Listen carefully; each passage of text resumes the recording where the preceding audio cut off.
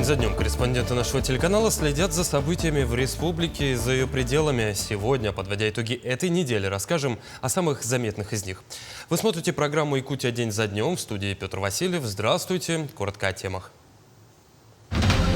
Эпохальное событие. Саммит Россия-США. Переговоры Владимира Путина и Дональда Трампа на Аляске завершились. Расскажем, что известно.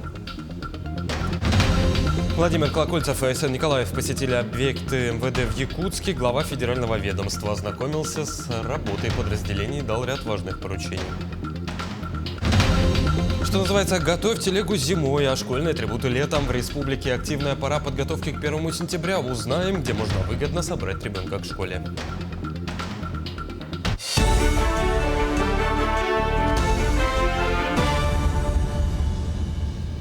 Итак, Аляска – главное политическое событие года. Владимир Путин, Дональд Трамп. Переговоры президентов России и США завершились. Саммит в формате 3 на 3 продлился порядка 3 часов.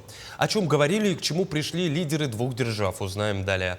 Момент, за которым следил весь мир. Рукопожатие и небольшой диалог сразу после. Владимир Путин, Дональд Трамп, Аляска. Первая за несколько лет встреча глав двух государств, близких соседей. Добрый день, дорогой сосед. Очень приятно видеть вас в добром здравии и живым. И по-соседски это очень звучит, по-моему, по-доброму. С этой фразы Владимир Путин начал встречу со своим американским коллегой. И тема соседства прошла красной нитью через весь саммит. Безусловно, главная тема – ситуация на Украине. Россия заинтересована в том, чтобы положить конец украинскому кризису и готова работать над безопасностью границ. Одним из центральных вопросов стала ситуация вокруг Украины. Мы видим стремление администрации США и лично президента Трампа содействовать разрешению украинского конфликта. Его желание вникнуть в суть и понять его истоки. Я не раз говорил, что для России события на Украине связаны с фундаментальными угрозами нашей национальной безопасности. Дональд Трамп, в свою очередь, уточнил, удалось согласовать многие пункты украинской проблематики, но по ряду все еще нет договоренностей. Он отметил, что позвонит главе киевского режима Владимиру Зеленскому и коллегам по НАТО, чтобы проинформировать о содержании встречи с президентом России. Мы достигли согласия по многим пунктам, осталось согласовать совсем немного. Подводя итоги саммита с Трампом, Путин подчеркнул неразрывную историческую общность России и Украины, охарактеризовав текущее положение дел как глубокую трагедию для обоих народов. Причем знаменательно, что продолжить беседу Путин предложил уже в Москве. О, это интересное предложение. Не уверен, как это воспримут, но, пожалуй, это реально. Благодарю вас, Владимир. После пресс-конференции лидеры двух стран продолжили общение. Видно, что президенты в хорошем настроении, улыбаются, а на прощание тепло пожимают руки. Глава Якутии в ходе рабочей поездки в Оленёкский район заявила о поддержке предложения представителя президента России в ДФО Юрия Трутнева о проведении в стране Года Арктики. Подробнее о посещении Венкийского национального района узнаем из материала далее. Глава Якутии проверил исполнение своих поручений за последние 5 лет. Также прозвучали актуальные вопросы от общественности района. Население волнует ветхое состояние больницы. Были озвучены предложения по увековечиванию выдающихся личностей Оленёкской земли. Появились новые замечательные объекты и в образовании, в культуре. Построены жилые дома для переселенцев из аварийного жилого фонда. Самое главное, что очень много делается не только за счет каких-то средств из республиканского бюджета, очень много делается здесь на месте благодаря энергии людей, их стремлению сделать жизнь на Оленёкской земле лучше. Вот сегодня я побывал на открытии замечательного обрядового комплекса, наверное, первого у нас в республике, такого построенного прямо на берегу, скалистом берегу Оленька. Большие надежды население района возлагает на принятие предложения Юрия Трутнева о проведении в России Года Арктики. Айсен Николаев поддержал инициативу, выразив уверенность, что объявление Года Арктики позволит сконцентрироваться на вопросах социально-экономического развития. 7-й год Годом Арктики. Я надеюсь, что этот Год Арктики внесет большие изменения в жизни вообще развитие наших северных районов и привлечет большое внимание к нашим уникальным традициям, природе, людям. Это привлечет арктические районы, арктические улусы, дополнительные средства, дополнительные ресурсы, и финансовые, и материальные. Будет комфортно и по благоустройству наших городов, сел, поселков. Также минутой молчания и возложением цветов глава республики почтил память Александра Иванова, бывшего главы Оленёкского района. Сквер его памяти по инициативе жителей района был открыт осенью 2022 года. Александр Иванов в 2013 году был избран главой Оленёкского и Венкийского национального района.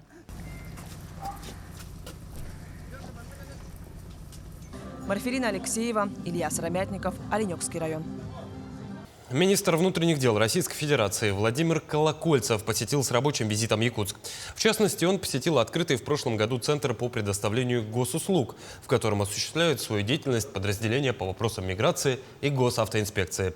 Здесь граждане могут зарегистрироваться по адресу проживания, оформить паспорт, поставить на учет транспортные средства, сдать экзамены на право управления ими, получить водительское удостоверение. Колокольцев побеседовал с личным составом и подчеркнул важность неукоснительного соблюдения сроков и процедур оказания государственных услуг, а также корректного и доброжелательного отношения к гражданам.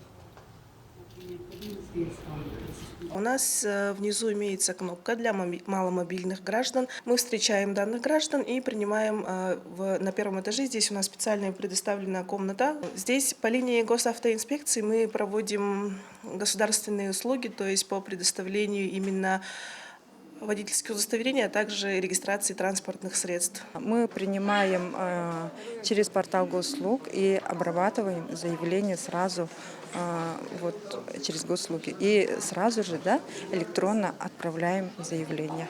Было очереди очень много раньше, а сейчас, как вы видите, очень удобно. Также рабочая группа посетили Центр, являющийся уполномоченной организацией по оформлению и выдаче патентов иностранным гражданам на территории Якутии. Центр функционирует месяц, сотрудники оформляют и выдают патенты иностранным гражданам на работу в республике сроком от 1 до 12 месяцев. Также проводится обучение русскому языку и индивидуальные консультации.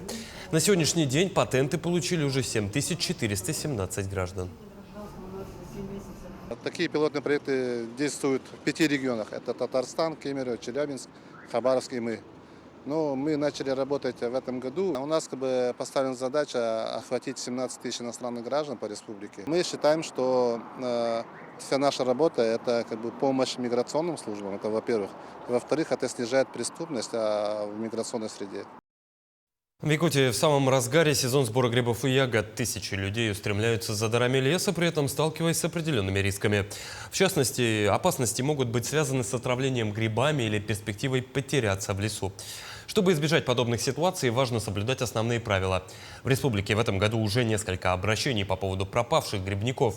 Спасатели и волонтеры всегда принимают участие в поисковых мероприятиях и в очередной раз напоминают гражданам о мерах предосторожности.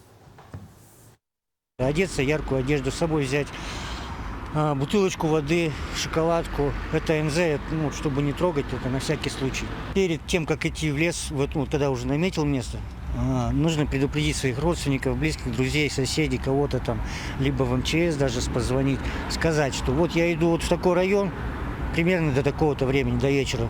К 8 не приду, начинаете переживать, уже звоните 112. Естественно, телефон должен быть заряжен полностью, когда идешь. И запомнить, что всегда можно позвонить 112, независимо от того, знаешь, где ты находишься, где не ходишь. Хотя бы будут люди знать, где ты, что тебе нужна помощь. Мы продолжим подводить итоги минувшей недели после небольшой паузы. Оставайтесь с нами.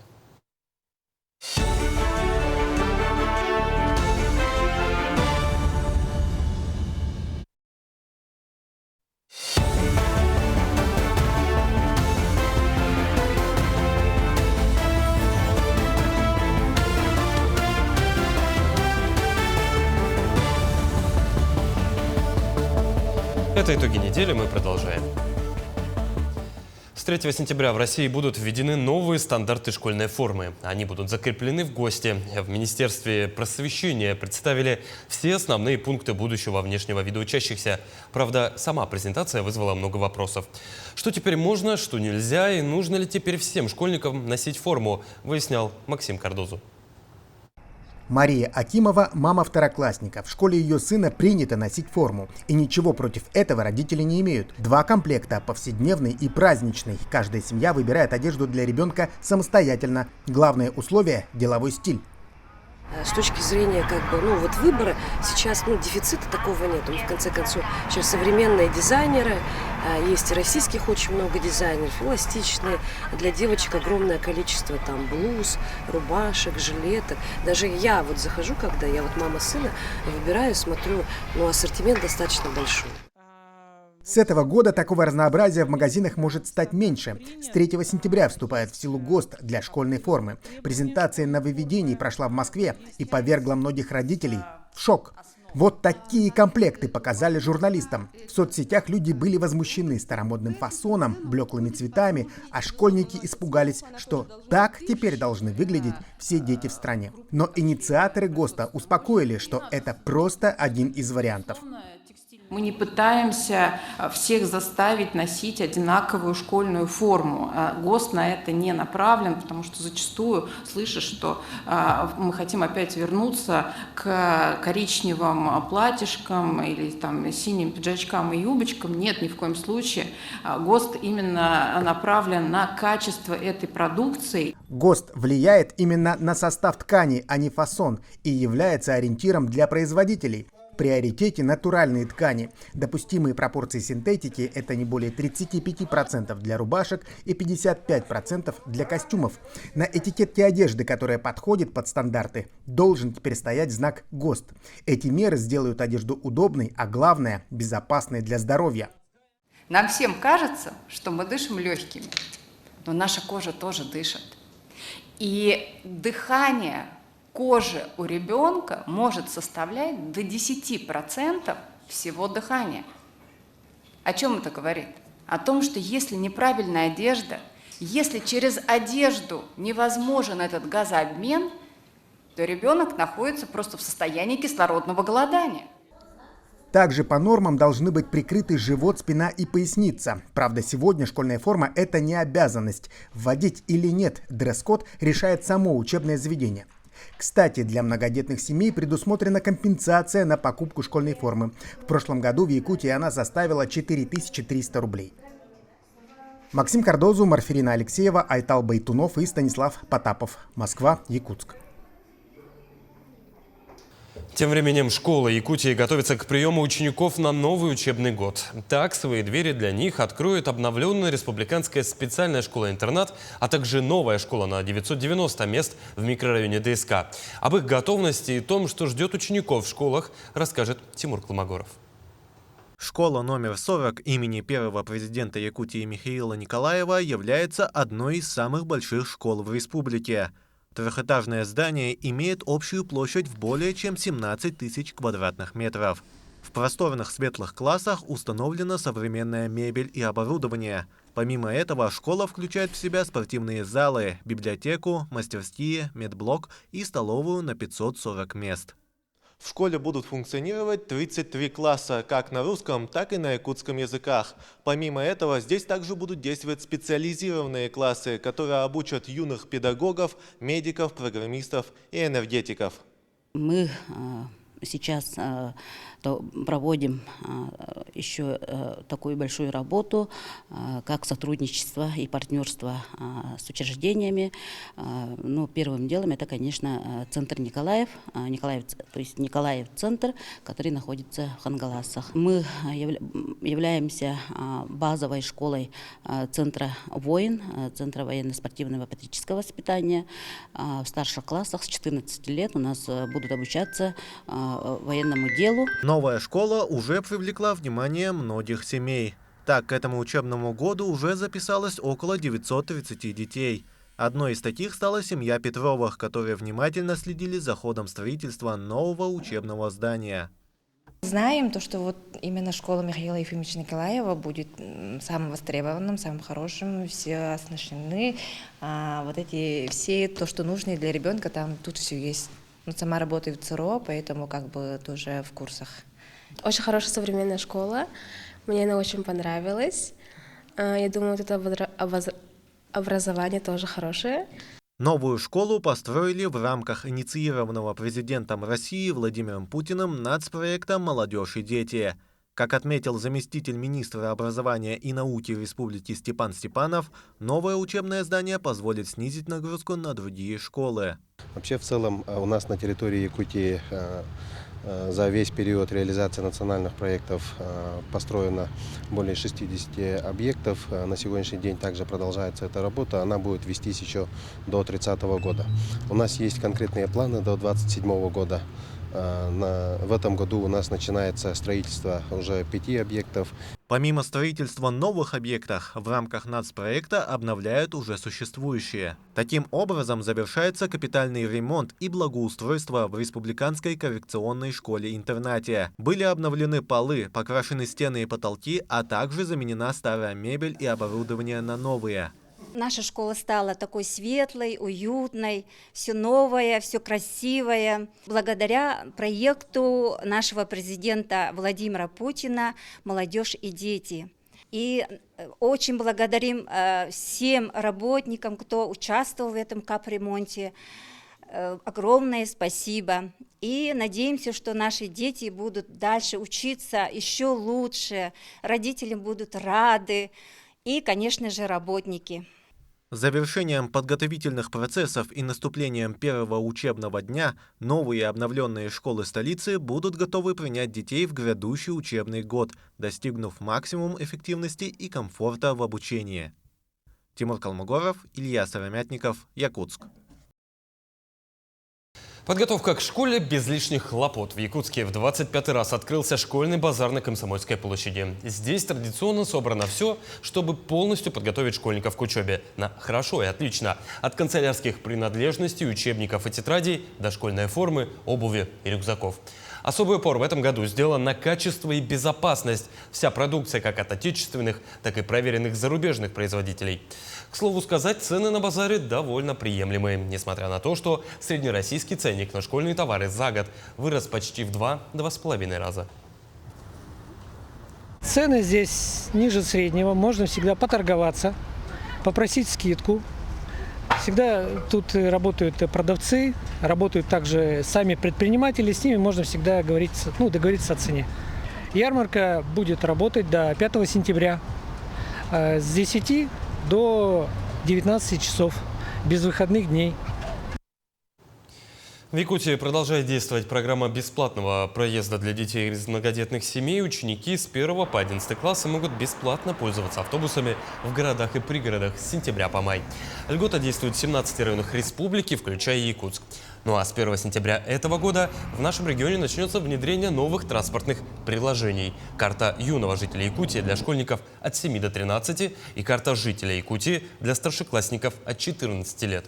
Эти карты будут использовать для оплаты льготного проезда. И именно этой категории детей, которые перешли в 5, 8 и 10 классы, они должны обратиться по месту жительства в ближайшее отделение Алмаз-Эргенбанка и получить, исходя из возраста, либо карта юного жителя, либо карта жителя Якутии. Деньги на карту не нужно пополнять, поскольку эта система учета, скажем так, в том числе количество ездок, вот она используется для того, чтобы понимать, сколько поездок было осуществлено. Льгота при этом осуществляется ежегодно в течение учебного года. Если семья не включена в реестр многодетных семей, необходимо обратиться в единый контакт-центр управления соцзащиты для подтверждения статуса. Родители должны заранее подать заявки на получение карт, обратившись в офисы Алмаз-Эргенбанка или воспользовавшись онлайн-заявкой на сайте банка. Оплата проезда в общественном транспорте для школьников, не входящих в льготную категорию, по карте юного жителя будет составлять 38 рублей. Для оформления карты юного жителя Якутии нужно свидетельство о рождении ребенка, паспорт родителя, СНИЛС ребенка, а также фотография, ребенок входит ли в список многодетных семей, у нас программа определяет автоматически, и по срокам изготовление карты это занимает от 3 до 5 дней. И в частности, если подавали через сайт, то там указывается, в каком офисе хотели бы получить карту. С приближением осени пчеловоды по всей Якутии собирают золотой урожай – пчелиный мед. К этому событию приурочены ярмарки, праздники, а пчеловоды подводят итоги летнего сбора и готовят пчел к осени. О том, как производят мед в Якутии, подробности далее. Марат Залялов занимается пчеловодством уже на протяжении 13 лет. Последние 5 из них он полностью посвятил себя этому ремеслу. За это время он полностью изучил жужжащих медоносных насекомых, зная их повадки и не боясь брать их на руки. В его распоряжении 4 пасеки в Амгинском, Горном, Медино-Кангаласском районах, а также в пригороде Якутска. Это более 150 ульев. В них производится 3 распространенных вида меда – разнотравный, цветочно-падьевый и кипрейный. Мне, во-первых, это очень нравится, как само занятие, потому что пчеловодство – это, во-первых, как искусство, во-вторых, это ремесло, и в-третьих, наверное, можно сказать, наука, да, и все эти аспекты очень важны, если хочешь гармонично развиваться в пчеловодстве. Центр любой пасеки – это хороший улей. В одном таком в среднем располагается более 30 тысяч особей. И за лето оно может принести более 30 килограмм меда. Труд Марата Залялова принес свои плоды. Его мед в феврале этого года занял 2-е место по России в номинации «Натуральный мед». Тем не менее, его основной целью разведения пчел является селекция вида, который в дальнейшем станет устойчивым к местному суровому климату. В плане селекции, допустим, мы воссоздаем вот эту популяцию якутских пчел, якутскую популяцию среднерусской породы пчел, которая позволит нам, вообще пчеловодной отрасли в Якутии уверенно зимовать. Это первое, да, хорошо собирать мед. И если мы сможем из года в год вот эти хозяйственно полезные признаки передавать и распространять вот эту генетику среди всех пчеловодов, то мы сможем сделать пчеловодство полноценной отраслью сельского хозяйства. Мед в республике становится все более востребованным продуктом. Так, в 2024 году его продажа выросла на 9%. Пчеловодством в Якутии занимаются в 9 районах, 3 из которых наиболее развитые в плане производства меда. Это Намский, Амгинский и Хангаласский районы, которые суммарно в прошлом году произвели более 22 тонн меда. Пчеловодство, как и скороспелая живность нашей республики, имеет большой потенциал, потому что на территории нашей республики очень много территорий. И у нас нет таких диких пчел, которые производят мед. В связи с этим актуальность развития пчеловодства на нашей республике большая. Одним из крупнейших мероприятий, где можно увидеть большое количество меда, это Медовый Спас, который является одним из первых 3 в честь Спасителя Христа. В это время традиционно начинают собирать новый урожай меда, чтобы в дальнейшем осветить его в храмах и церквях. Помимо этого проводятся ярмарки меда, где каждый желающий может ознакомиться с продукцией местных производителей. Я считаю, что вот эти календарные праздники для славянского народа, для всех народов, они имеют огромное значение именно духовного благоденствия, сплочения, общим каким-то видением, общим, наверное, каким-то делом. Вот тот же мед, покупают мед, узнают о разновидностях меда. Продавцы молодцы, так хорошо стараются объяснить, где он растет, для чего он и как. В общем, это и для здоровья, и для души. Специалисты отметили, что в год россиянин съедает полкило пчелиного меда, и эта цифра будет расти на 3-5% в год. Население не только употребляет пчелиный мед, но и начинает заниматься его непосредственным производством. Так, на начало этого года в республике насчитывается более 900 пчелиных семей, а созданием меда занимается 33 хозяйства. Тимур Калмогоров, Иван Сорокаумов, Станислав Потапов, Якутск. Такой была минувшая неделя глазами наших корреспондентов. Ну а я с вами прощаюсь. До встречи.